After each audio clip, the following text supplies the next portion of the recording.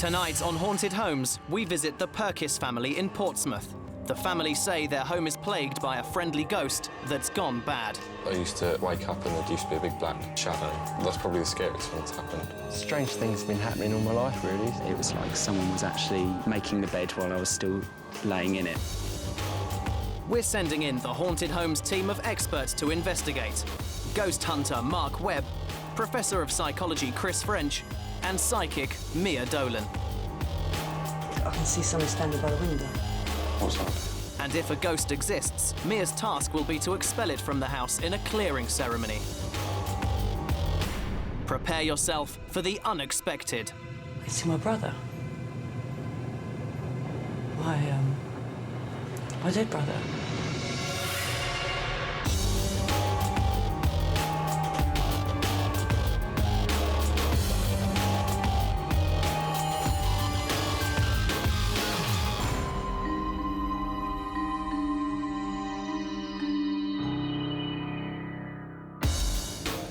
Some believe that restless souls roam the earth, unable to leave the world of the living. But despite a property's sinister past, 37% of Britons say they'd buy it anyway. Tonight we investigate a house in Portsmouth, where the inhabitants claim an ominous presence has been physically violent towards them. The first member of the Haunted Homes team we'll send in to investigate is Mia Dolan, one of Britain's leading psychics. The psychic just means that I cover different areas in the paranormal. When I'm working as a medium, it means I'm working directly with spirit. I speak to ghosts. I speak to dead people. I find the ghost. I locate it. Whatever it takes, I try and keep its attention focused on me. While that's going on, Eric comes. Eric's my guide, and he is the person that opens the doorway and takes them through. Occasionally, he comes with somebody else.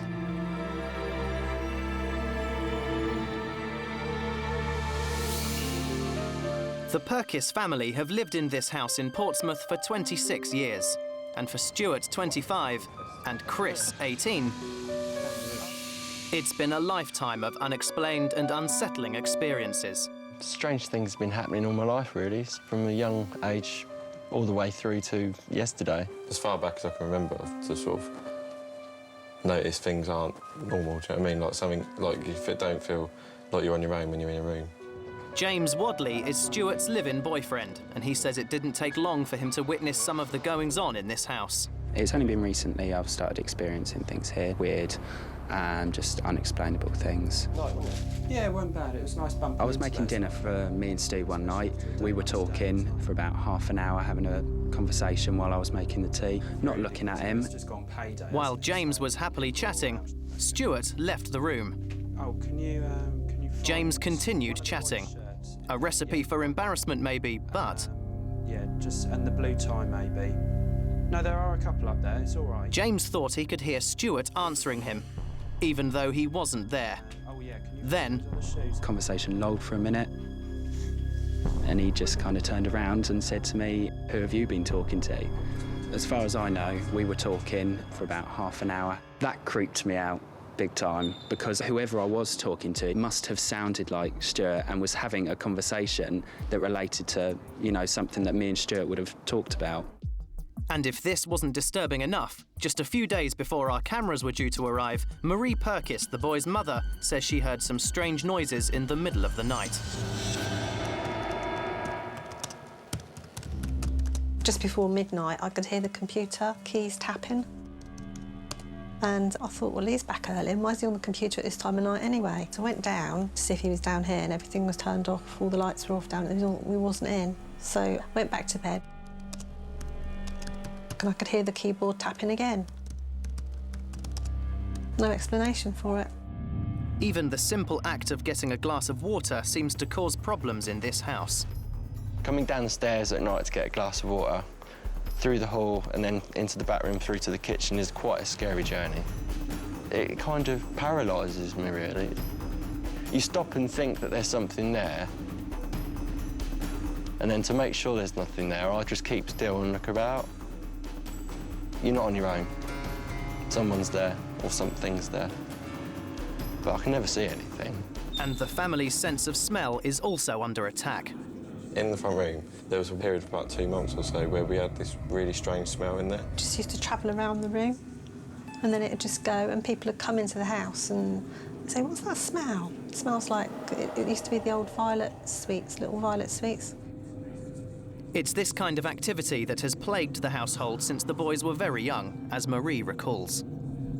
I opened the door, and all the cushions were stacked up on the coffee table, completely square on, each one stacked up neatly. I was frightened, but then I thought there's got to be a logical explanation for it. Maybe the boys did go in there and do it, but I can't imagine that they would have stacked the cushions the way that they were in such a neat pile. Marie has always tried to protect her boys from what she believes to be the truth about these events. But unbeknown to her, they'd been witnessing disturbing things for themselves since they were children. I remember when I was 6, my mum's granddad died and a picture fell on the floor, and I picked it up and I recognised who it was instantly and asked my mum who it was, and it turns out that it was my great-great-grandma. And I remembered it because when I was a baby, I used to play in the cot on my own, and there'd be no one there, and I'd be like goo-goo and gagging and on my own, and my mum would be like, "Oh, that's a bit odd." That's who was visiting me in my cot. I used to always wake up at a certain point in the night, and there used to be a big black, like, shadow, and it would come over and it was talking to me, but I couldn't work out what it was saying. And that was like, that's probably the scariest thing that's happened. And it isn't just at night that these strange visits are occurring. James says he experienced something in broad daylight. I woke up one morning, everyone else was out of the house, about 11 o'clock, sat on the end of my bed watching telly. I just noticed out the corner of my eye, someone was pulling the quilt down, smoothing it out and tugging at the corners. It was like someone was actually making the bed while I was still laying in it. But it wasn't until Marie experienced what she believes was a direct attack that the family started to take things seriously. I was in quite a deep sleep, and I actually felt as if I'd physically been pushed out of bed. I couldn't have just rolled out of bed, because if I'd rolled out of bed, it would have been beside the bed. I was actually sort of like halfway across the room. I felt as if somebody was holding me down. That's the only way I can explain it.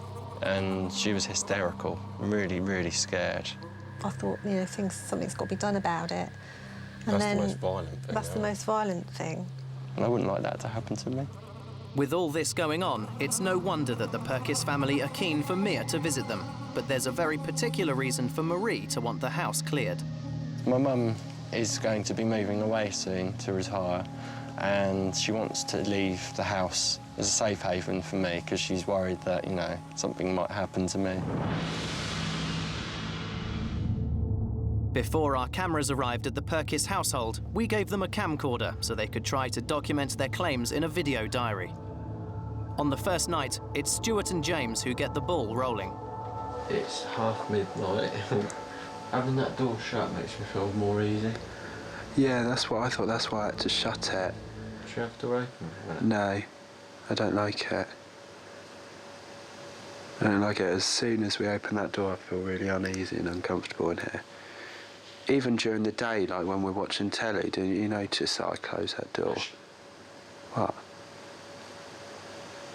What's that? What?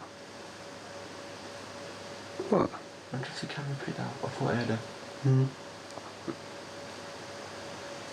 See, it feels like there's someone in here with us. Do you know what I mean? Yeah, it's a bit weird. That's why I'm sat so close to you. What? Blatantly feels like someone's stroking my knees. Oh, that creeped me out then. I'm not liking this corner tonight. It gives me the creeps. It's horrible. Can't look at that anymore. I think there's something on the wall over there. It's got bigger. Wherever it is, it's creeping the hell out of me. We're coming back for that in a minute. Panicked, Stuart turns on the light to check. That was that you just saw, wasn't it? But it was moving, wasn't it? Yeah, what was moving about then? What was crawling about in there? It was crawling. Oh, God. Okay, it's really dark again now. This is the way we come to go in to get a glass of water at night. Where earlier on... Oh, yeah. That tin... Biscuit tin moved, didn't it? was found on the floor. Down there. I don't think I've ever felt more uncomfortable in my house than I do right now. The sooner this is over, the better. So I don't like it. I don't want to turn the light on. Yeah, go on then. We'll stop it now then. Ugh. Right, that's it.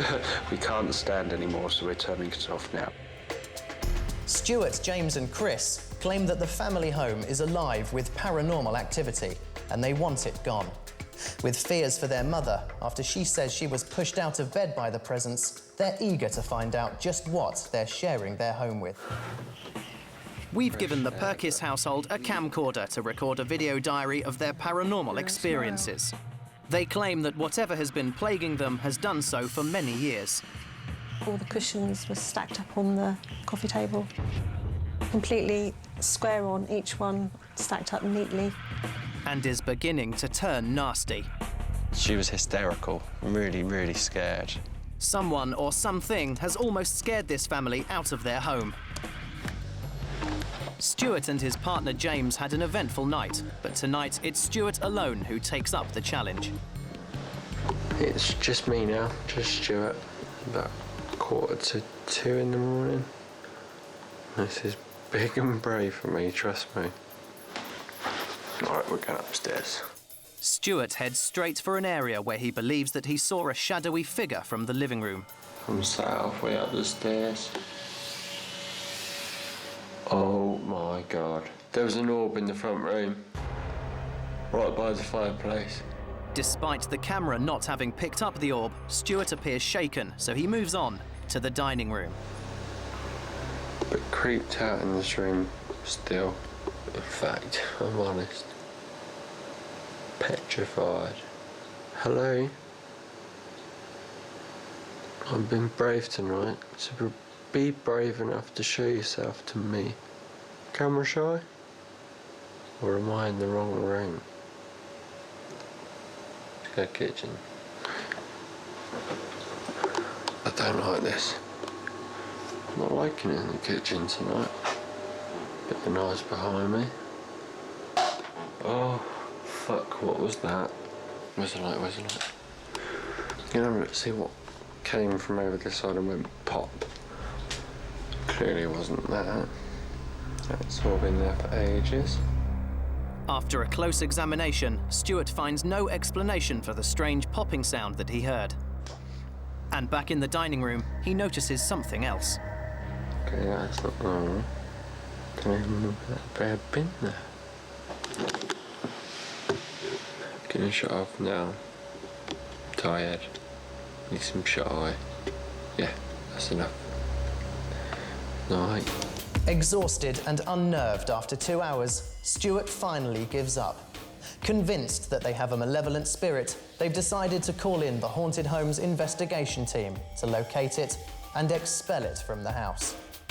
Coming to the rescue are Chris French, a professor of psychology, ghost hunter Mark Webb, and psychic Mia Dolan. Mia is the first to arrive in Portsmouth, a day ahead of the rest of the team. Before she meets the family, Mia has chosen a neutral location where she can study some objects from the house using a process called psychometry. Psychometry works very much the same way as a tape machine does. Objects pick up the emotions that they're exposed to, and they record it. So when I pick up an object that's come from a house, before I get there, by holding them, I replay those images just as they were seen when it first happened. Mia experiences a sense of sadness and loss from the objects she's handled so far. Then she picks up a mandolin. I see a room with like a heavy sideboard in it and old chairs, and I see arguments or people upset. It's causing fear. Now the next one is a piece of jewelry. It's like a gem pendant. First images with this is of a door, a front door, and I've got an old banister, stairs. I'm seeing the outline of something at the bottom of the stairs. As if something's been seen there. And the last one is this nice white ornament. And the first thing I get is this awful smell of like rotting cabbages, that sulphur smell. And it comes very quickly and goes. So that's not something in the house that's gone off. This is paranormal. It's not a good thing, because when we have nice visitors from the other side and they come with scent, they come with the smell of perfume and flowers, and everything has an opposite. So when it comes with the smell of rotting, you don't have to be a psychic to know that's not good. The following day, Mia arrives at the Perkiss household for the first time. The psychometry objects are Mia's only clues about what she can expect to find here. She has no prior knowledge about the case she's about to investigate. Mia enters the house to see if she can identify what she believes to be paranormal activity. Okay, now, this door, I saw much darker when I was doing the psychometry, and there was stained glass at the top. But I'm sure it used to be like that. But the baluster, this bit at the bottom of the stairs, is as I saw it. And what I also saw was a figure standing at the bottom of the stairs, which somebody's seen. Mia has singled out the area where the boys have reported seeing looming shapes while they're sitting in the living room, which is where Mia goes next. She believes that this is the room she saw during the psychometry. What I saw was so different. The fireplace I saw was small and tiled. 2 old chairs either side, and on the other side was a sideboard, and there was like brass ornaments. As if the time when that furniture in this room was how it was, is the time whoever's haunting this place was here. It's been haunted by somebody who thinks they still live here. Ever so easy to feel that one. As Mia goes upstairs, the sensations get worse. As I'm coming upstairs, I'm getting a stabbing pain in my eye, a headache. Then, in Chris's bedroom, she understands why. Okay, as I walked in the room, I can see somebody standing by the window, and I don't want to make contact yet. I can't stand here much longer. Okay, figure's gone now. That was very clear. It's like just a black outline to the right of the window. And I only feeling left now is to want to go up. I hope I don't throw up. Upstairs again, and this time Mia's in the attic room. The longer I'm in this house, the worse I'm starting to feel. I feel sick, I've got a headache, I'm cold, I'm sweating. Everything's unbalanced, feels uneven. The further up we got, the worse it gets. Yet every now and again I'm getting this waft of awful rotting smell, which is not physically in this room. And they think they know what it is. I'm sure that they think it's something sweet and it's not that bad, it just needs to be sorted, but it isn't. But I don't know yet who it is. But I'll be very glad to get out. With her tour completed, it's time for Mia to leave. She believes the lounge, Chris's bedroom, and the attic bedroom to be psychic hotspots.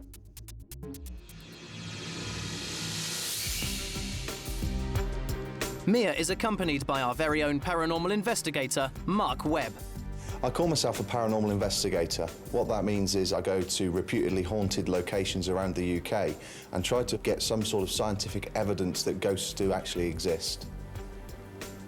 No one really understands how a ghost manifests itself. Sometimes it can be a recording of something and it's just playing itself back, if you like. They're not aware of us, but somehow we're aware of them. Skeptic Chris French, Professor of Psychology, will look for a rational explanation. I'm a psychologist with a special interest in the psychology of ostensibly paranormal experiences. Lots of psychological research has looked at what's called the fantasy-prone personality. These are people who have very, very rich imaginations and spend a lot of their time engaged in fantasy. Now, there is no doubt at all there's a strong relationship between fantasy proneness and the tendency to report paranormal experiences. Mark and Chris arrive in the haunted home's Winnebago, ready to meet the family and learn what they can about the alleged haunting. They are led straight to the living room. We all find in here, when we're sat there looking into the hallway, there's someone there, like they're walking up the stairs. Sometimes, not all the time, there's smells. They can be very sweet smells, or they can be really nasty, horrible smells. And can you identify what they are? The sweet smell's like a lemon, or it can be like a lady's perfume, and the nasty smell, it just smells rotten and horrible, and it comes in the room and it whiffs under all our noses and then it just goes. What about other areas of the house? Upstairs, stuff happens more often up there. OK, do you want to show us what has happened up there? This is my room, and the most recent thing that happened in this room was the door. I was asleep in my bed, and the door, it was pushed to, and it opened like that on its own. Not really slow, like, it couldn't have been just the wind, because it wasn't even a windy night either. So that was quite weird. So have you actually heard anything in this room? I think it was the same day. My mum came down, she thought I'd come in, but I hadn't. And she said that she heard the keyboard tapping, like, just like that. And it's quite a distinctive sound. But there was no one, like, in here. Like, they were both asleep in the other room. And there was no one that could have been using it. Now that Mark and Chris have completed their tour, it's time for Mia to finally meet the Perkiss household and discuss her findings with them. I want to talk to you first about the psychometry. With the shell, the only thing I got was the smell of, like, rotten cabbages, like sulphur. This is not a good sign, because when spirit come and visit people, they can often come with the smell of perfume or flowers. Ever so common. And visits are ever so common.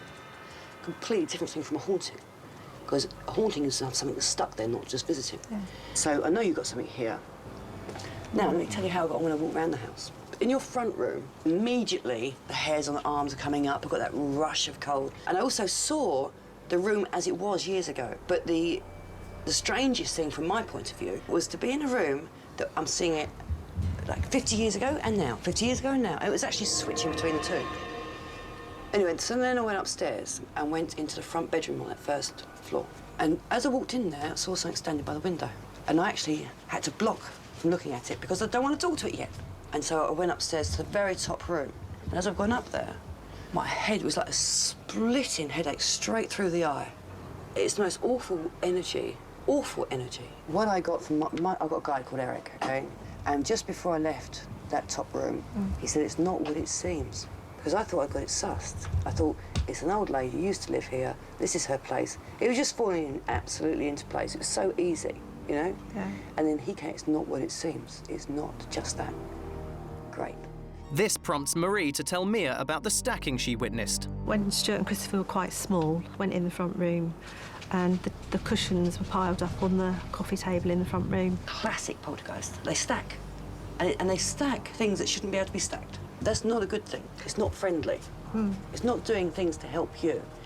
So you have to think, what sort of personality is it that would do this to you?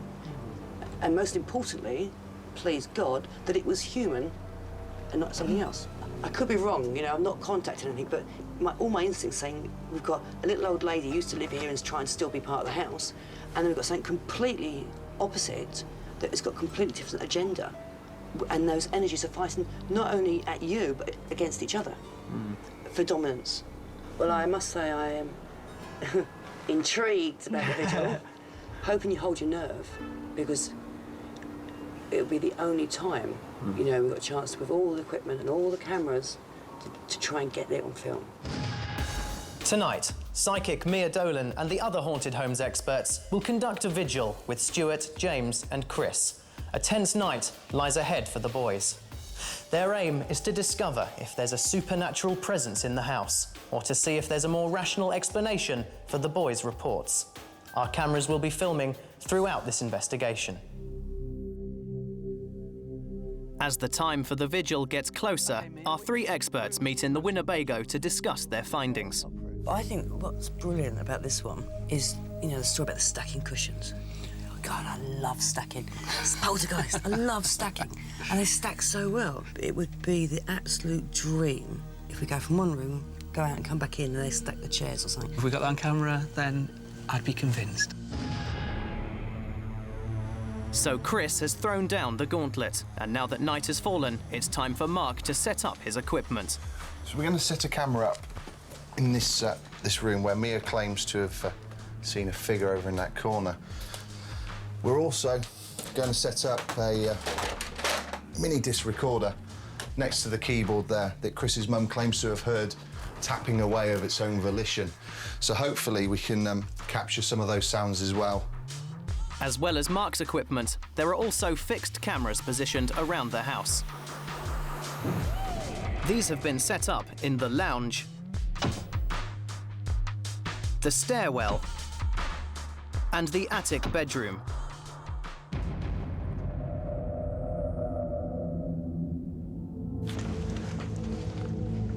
With everything prepared and the house in darkness, Mia, Mark, Stuart, James and Chris make their way to the living room and start the vigil.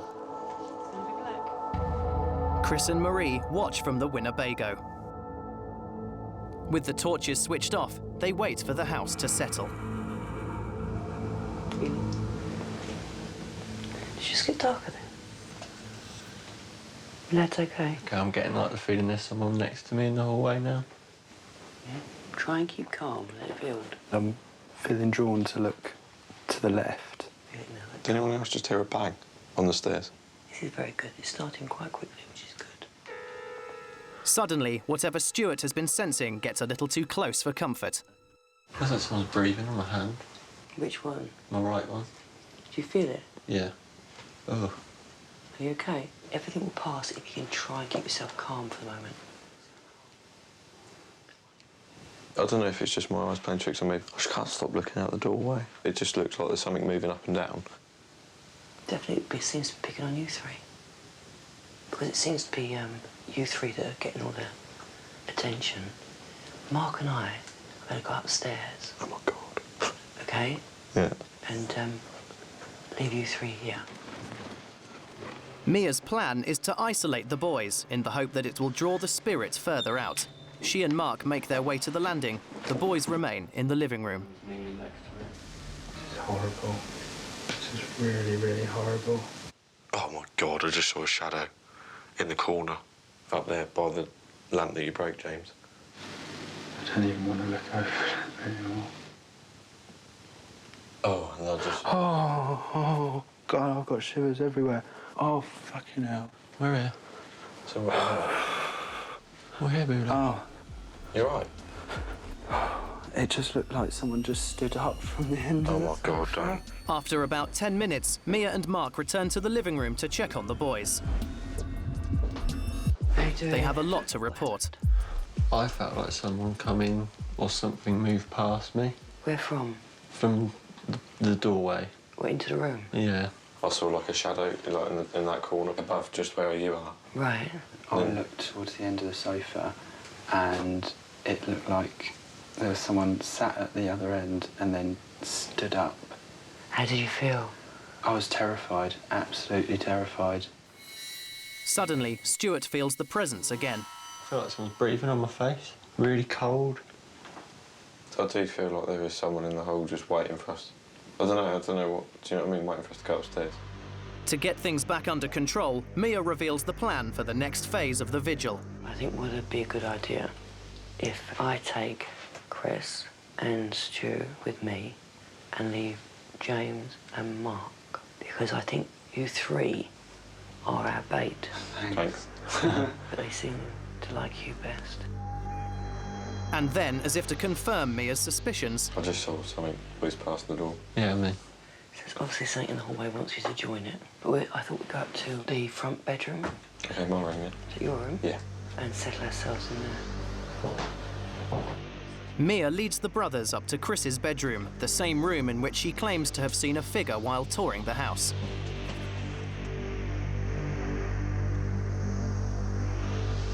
You okay? After everyone has settled down, it's not long before Stuart notices a strange odour in the room. It smells something funny. Like a rotten smell. Like wet wood. Rotten wood. Mould. It's getting stronger. It's so strong I could almost taste it. It's right here, right in front of my face. If I move backwards, it's not there. Move backwards. Then right. You're sitting near where I saw that figure. There's something standing right next to me. What side? My left side. And now it's just gone. There's a big white light just ran across there, and then there was a sort of really small pinpoint flash there by the door. Something just went across the ceiling, over towards the computer. Well, that's weird. I feel like there's something sat down next to me on the floor. I think I'm going to throw up. You okay? Yeah. I promise not to throw up on the floor. I'll put a torch on if I have to and go to the bathroom.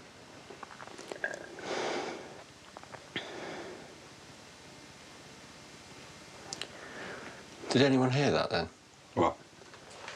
I felt like there was like a wow, really faint, coming from down here. It's really faint, like a wow. It sounds like what we heard earlier. Smell's coming back around me. Oh, horrible smell. Oh, that's making me feel sick now. Breathe it out, it will pass. It's right there in my face. What does it smell of? A horrible mouldy smell. And it's gone. It's amazing how quick they come and go. It's gone, I can't even smell it at all now. Downstairs, James's attention is still drawn into the hallway, but whatever was there earlier seems to have moved on.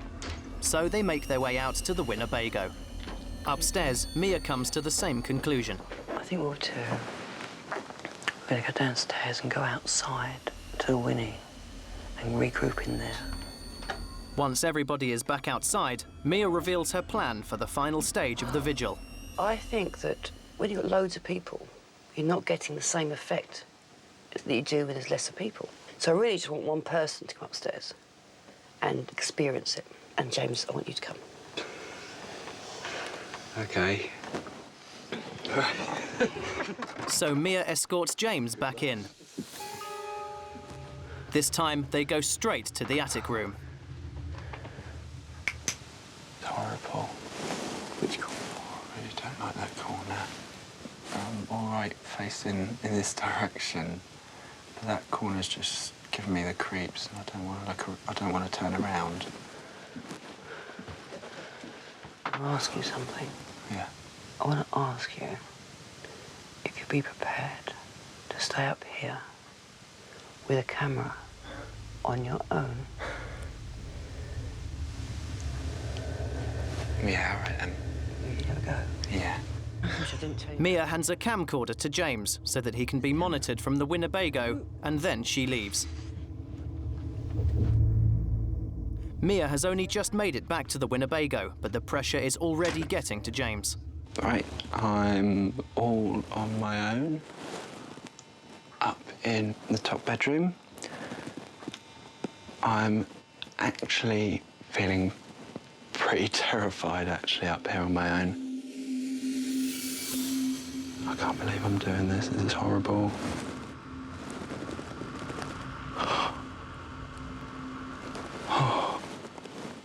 Just heard what I think was a footstep on the stairs. Right, that wasn't nice at all. That was not nice at all. My heart is racing. It feels like it's going to jump out my chest. I don't like this. Don't like it at all. It's not a comfortable feeling. Don't be too long. Stu, do you think I should go and get him? You know.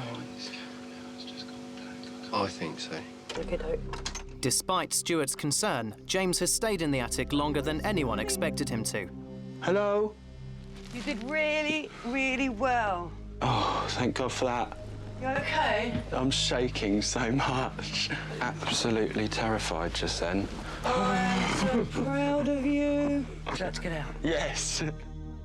Mia and James make their way back to the Winnebago, where he tells everyone exactly how he was feeling in the attic room. I was terrified. Absolutely terrified. He's shaking. I'm actually shaking. I heard something on the stairs, and it sounded like floorboards bending, almost like someone had trodden on them. And I was so sure that I was going to see something come up over that little bit above the stairs. Breathe even more. I'm glad I've done it. Yeah, absolutely. So proud of you. Finally, skeptic Chris French enters the house to see if he can pick up on any of the sensations The experienced. top bedroom, this is where James was just sitting. I'm going to turn this torch off. I'm going to sit here quietly for a minute or two. I'm not getting any sense of presence, I'm afraid. I can quite appreciate why, if you did think you had a ghost, these would be the areas that you'd be worried about.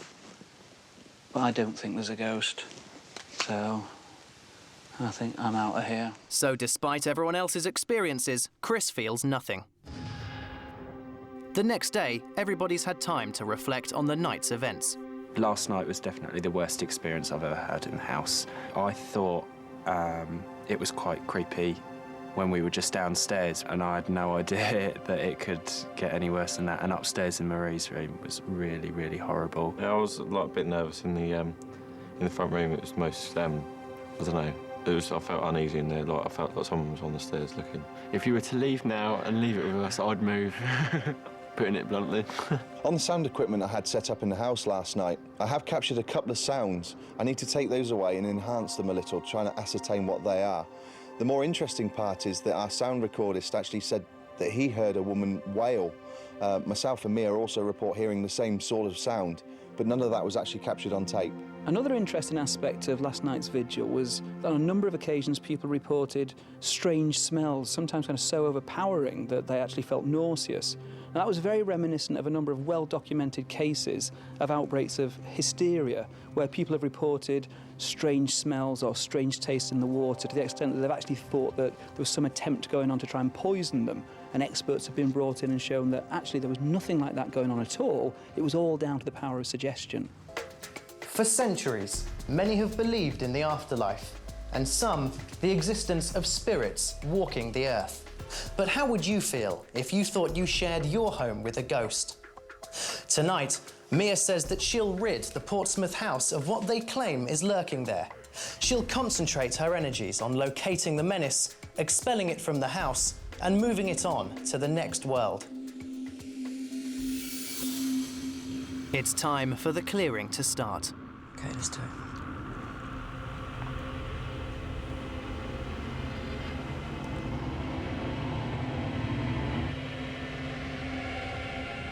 As I opened up, I felt an immediate rush of sickness, which is very unusual. Now, let's move out this room. Going to the bottom of the stairs, going up. I'm at the top of the stairs, and I can see a black mass, like a black outline. And behind it, I can see I think it's a woman, but it's behind it. It seems that Mia has been confronted with not one, but two presences. And the formless shape that Mia claims to see appears to be acting aggressively. Okay, it's coming towards me, so I'm going to have to come backwards. Mia is forced to retreat. I'm going down. The woman looks really nervous, as if she's now coming back. Concentrate on one. Oh, I'm in back here. Concentrate. Okay. It's not in the room, it's just outside the room in the corridor.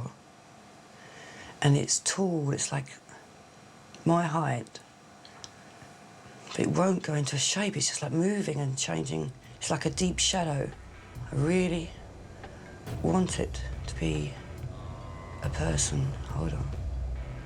And then something very strange happens.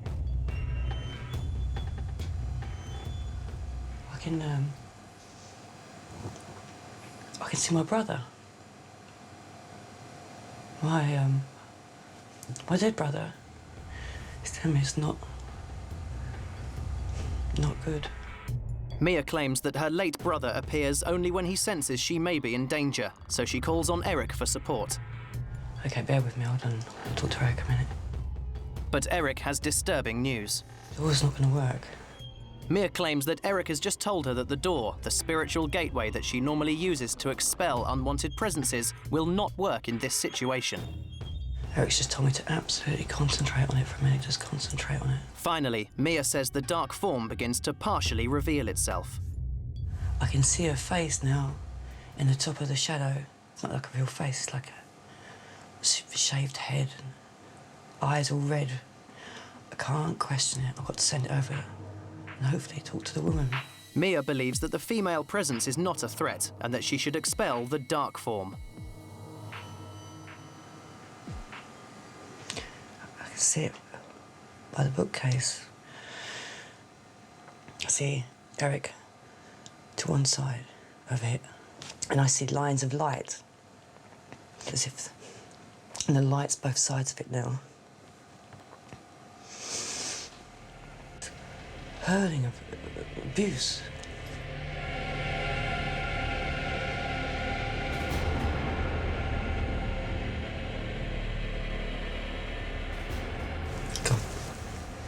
Gone. Now it's time to approach the other presence to find out why she was trapped on this plane. When she died, this thing stopped her from going over. It's as if it blocked. She's been trying to get attention because she couldn't get past it.